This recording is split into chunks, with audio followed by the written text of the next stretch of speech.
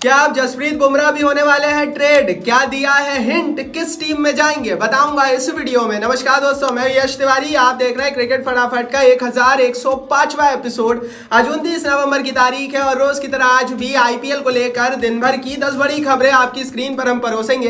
तो दोस्तों एंड तक वीडियो को जरूर देखना, वीडियो को लाइक और शेयर भी जरूर करना। दोस्तों 2023 के आईपीएल के बाद से ही चाहे 2024 का आईपीएल हो, नीलामी हो, ट्रेडिंग हो, रिटेंशन हो, तमाम रिपोर्ट, खबरें, न्यूज, फैक्ट्स, अपडेट्स हर रोज सबसे पहले हम आपकी स्क्रीन पर परोसते हैं। चैनल को सब्सक्राइब नहीं किया है तो फटाफट कर दीजिए भाई, सब्सक्राइब का बटन नीचे फटाफट हिट कीजिए और बेल आइकन दबाइए। चलिए दोस्तों शुरुआत कर लेते हैं इस वीडियो की आज दिन भर की पहली बड़ी खबर के साथ। तो क्या हार्दिक पांड्या पर लगने वाला है बैन? ट्रेडिंग के बाद अब उठने लगे हैं पांड्या पर सवाल। दरअसल दोस्तों केकेआर के पूर्व मैनेजमेंट सदस्य जॉय भट्टाचार्य ने हार्दिक पांड्या की ट्रेडिंग को लेकर बड़े बड़े आरोप और बड़े बड़े सवाल उठा दिए। उन्होंने कहा Jadeja was banned in 2010 for something similar।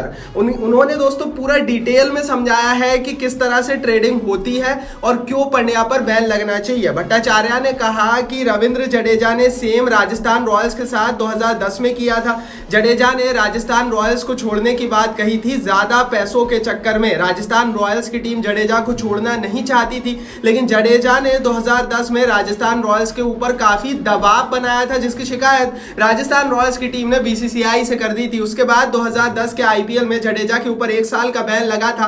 2011 के बाद जडेजा सीएसके में आ गए थे। सेम हुआ है पांड्या के केस में। जीटी की टीम ने बहुत कोशिश की हार्दिक पांड्या को रोकने की, लेकिन भैया पांड्या अड़ गए थे। मैं तो बंबई में जाऊंगा, 15 करोड़ में ही जाऊंगा, जितने पैसे आप दे रहे हो उतने, भले ही मेरे को बंबई भी उतने दे, लेकिन मैं आपकी टीम में नहीं खेलने वाला हूं।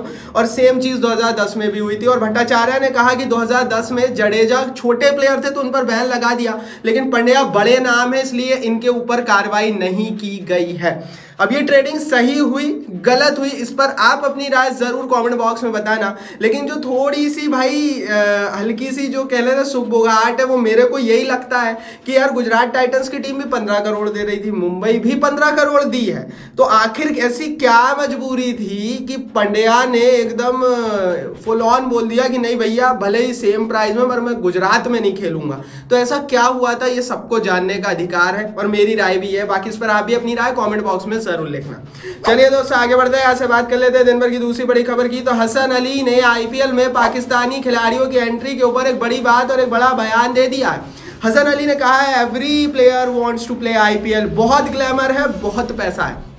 हसन अली ने साफ साफ कहा है कि भैया पाकिस्तान का भी ऐसा कोई खिलाड़ी नहीं है जो ये ना चाहता हो कि मैं इंडियन प्रीमियर लीग में ना खेलूं। मतलब पाकिस्तान का भी हर खिलाड़ी चाहता है कि वो आईपीएल में आकर खेले। आईपीएल में बहुत पैसा है, बहुत ग्लैमर है। दरअसल रिसेंटली वर्ल्ड कप के लिए इंडिया आए थे, पूरी पाक टीम आई थी और भारत में क्रिकेट इंफ्रास्ट्रक्चर को देखने के बाद पाकिस्तानी प्लेयर्स काफ़ी इंप्रेस्ड हुए हैं, क्योंकि पाकिस्तान में कुछ भी नहीं है। एंड दैट्स वाई जाहिर है जो पैसा यहाँ मिलता है, जिस तरह से खिलाड़ियों की इज्जत यहाँ पर होती है और जिस तरह का हिंदुस्तान में ग्लैमर है, चकाचौंध है, वो पाकिस्तान में नहीं है और इसका हिस्सा पाक प्लेयर्स भी होना चाहते हैं। दैट्स व्हाई हसन अली बोल रहे हैं। लेकिन मुझे नहीं लगता कि पाकिस्तानी खिलाड़ियों को भी इजाजत मिलेगी। जब तक ये टेररिज्म का इशू चल रहा है तब तक पाक प्लेयर्स की आईपीएल में एंट्री एक नामुमकिन प्रोसेस ही रहने वाली है। चलिए दोस्तों आगे बढ़ते हैं, आज से बात कर लेते हैं दिन भर की तीसरी बड़ी खबर की। तो सीएसके के पूर्व खिलाड़ी रवि अश्विन ने चेन्नई सुपर किंग्स के अगले कप्तान का ऐलान कर दिया है। दरअसल दोस्तों मैं आपको बता दूं कि रिसेंटली रिलीज और रिटेंशन की जो लिस्ट आई उसमें गायकवाड़ को रिटेन किया है महेंद्र सिंह धोनी की सीएसके ने, और अश्विन ने कहा कि Gaikwad take over the captaincy resign from MS Dhoni. तो उन्होंने क्लियर कर दिया है कि जितना वो देख रहे हैं चेन्नई सुपर किंग्स की टीम को और जितनी जानकारी उन्हें मिली है, अगले कप्तान जो महेंद्र सिंह धोनी की जगह लेंगे चेन्नई सुपर किंग्स की टीम में वो ऋतुराज गायकवाड़ होने वाले हैं। दोस्तों इस बात का खुलासा लगभग 6 महीने पहले हमने कर दिया था हमारे चैनल पर, और लगभग 1 साल पहले हमने हमारे टेलीग्राम पेज पर डाल दिया था कि गायकवाड़ अगले कप्तान होने वाले हैं। दैट्स व्हाई मैं बोलता हूं सब्सक्राइब तो आप करते ही हैं, टेलीग्राम पर प्लीज ज्वाइन कीजिए। मैंने नीचे लिंक डाल दिया डिस्क्रिप्शन बॉक्स में, फटाफट जाइए। 60,000 लोग परिवार का हिस्सा टेलीग्राम पर बन चुके हैं, आप भी बन जाइए, क्योंकि नीलामी आ रही है। नीलामी की पर्दे के पीछे की कहानी, आईपीएल की एक एक अपडेट, हर चीज सबसे पहले मिलेगी। डिस्क्रिप्शन बॉक्स में नीचे लिंक है। चलिए दोस्तों आगे बढ़ते हैं, चौथी बड़ी खबर की यहां से बात करते हैं। तो ये खबर दोस्तों निकल कर आ रही है राहुल द्रविड़ के हवाले से। बीसीसीआई राहुल द्रविड़ के टेन्योर को बढ़ाने वाला है। बीसीसीआई बीसीसीआई ने राहुल द्रविड़ से कांटेक्ट किया है और 2024 के T20 वर्ल्ड कप तक इनके कोचिंग टेन्योर को बढ़ाने की बात की है। हालांकि दोस्तों राहुल द्रविड़ ने अभी कोई रिस्पॉन्स नहीं किया है। Right now Rahul Dravid IPL की 2-3 टीमों के संपर्क में, राजस्थान रॉयल्स और लखनऊ सुपर जायंट्स, 2 टीमों ने अच्छे खासे ऑफर दिए हैं राहुल द्रविड़ को अपने मेंटोर और कोच बनने के लिए। तो यहाँ पर भैया राहुल द्रविड़ धर्म संकट में पड़ गए हैं। टीम इंडिया की कोचिंग करेंगे तो नियम अनुसार आईपीएल की किसी भी टीम के कोचिंग नहीं बन सकते।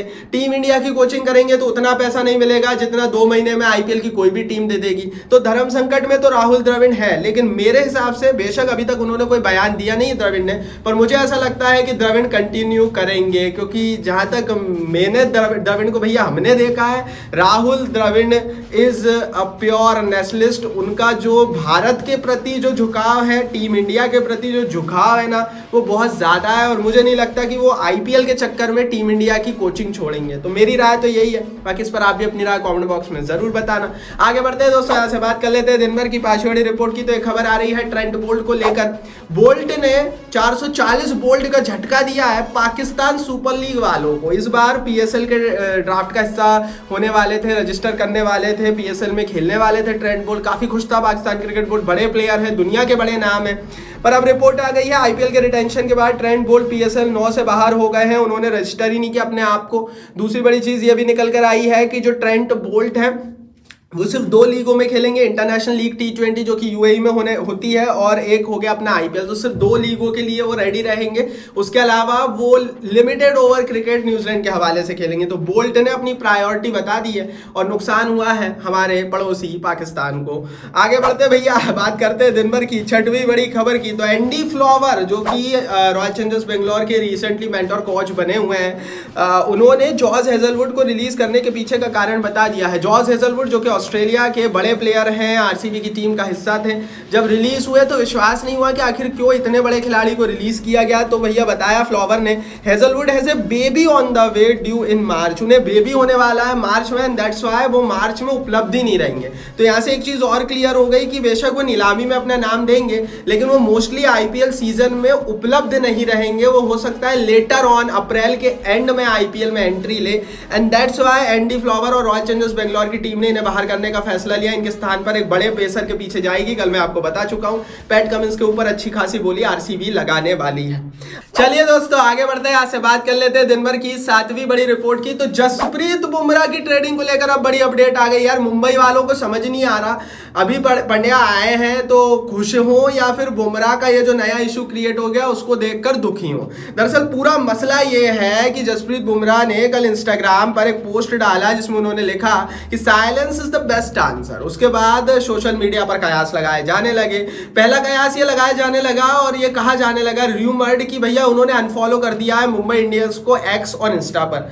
दूसरे कुछ लोग ये बोलने लगे कि उन्होंने तो कभी फॉलो ही नहीं किया था एक्स और इंस्टा पर, तो अनफॉलो करने की बात ही नहीं होती। और तीसरा र्यूमर ये निकल कर आया कि भैया वो खुश नहीं है हार्दिक पांड्या की एंट्री से।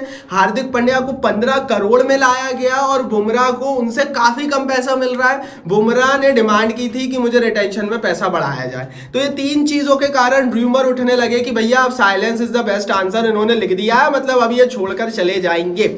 दूसरी बड़ी चीज एक ये भी है कि चेन्नई सुपर किंग्स की टीम रिपोर्टेडली बुमराह से कांटेक्ट में थी और रिपोर्टेडली वो चाहते हैं कि जसप्रीत बुमराह, या बुमराह को कौन नहीं लेना चाहेगा। और ये भी कयास उठने लगे, हिंट आने लगा कि यार वो ट्रेड होकर चेन्नई सुपर किंग्स की टीम में चले जाएंगे। इन सारी चीज पर मैं अपनी राय में आपको बता देता हूं, मेरे हिसाब से बहुत ना के बराबर चांसेस है कि जसप्रीत बुमराह मुंबई इंडियंस को छोड़ेंगे। मुझे नहीं लगता कि 20% से ज्यादा चांसेस है कि वो छोड़ेंगे, 80% वो मुंबई में ही खेलने वाले। अगर ये रूमर्स में थोड़ी बहुत सच्चाई हुई तो हो सकता है ट्रेड हो जाए, पर मुझे नहीं लगता कि इनमें किसी तरह की कोई सच्चाई, और मुझे नहीं लगता कि इन्होंने जो पोस्ट किया है वो एसोसिएटेड है ट्रेडिंग से। हाँ, ट्रेडिंग विंडो खुली हुई है, हाँ चेन्नई सुपर किंग्स में वो जा सकते हैं, चेन्नई के पास पर्स है, चेन्नई दे सकती है 10 करोड़ 12 करोड़ 15 करोड़ बुमराह को, सब सच्चाई है, पर मेरे हिसाब से ट्रेड नहीं हो रहा है। बाकी आगे देखते हैं भैया, आईपीएल मतलब अनप्रिडिक्टेबल है, यहाँ पर सारी प्रिडिक्शन फेल है। तो बुमराह को होना चाहिए ट्रेड, नहीं होना चाहिए? बताओ आप कमेंट बॉक्स में। सारी कहानी मैंने आपको बता दी, आप बताओ। मेरे हिसाब से नहीं होंगे, आपकी राय क्या है कमेंट बॉक्स नीचे जरूर लिखना। चलिए दोस्तों आगे बढ़ते हैं, 8वीं बड़ी खबर की यहाँ से बात कर लेते हैं। तो ऑस्ट्रेलिया के हाथों तीसरे T20 मैच में भारत को हार का सामना करना पड़ा। 2-1 से भारत अभी भी सीरीज को लीड कर रहा है, लेकिन मैक्सवेल ने शतक मार दिया। पहले गायकवाड़ ने शतक मारा था भारत के हवाले से खेलते हुए। मैक्सवेल के शतक के दम पर भैया ऑस्ट्रेलिया जीत गई।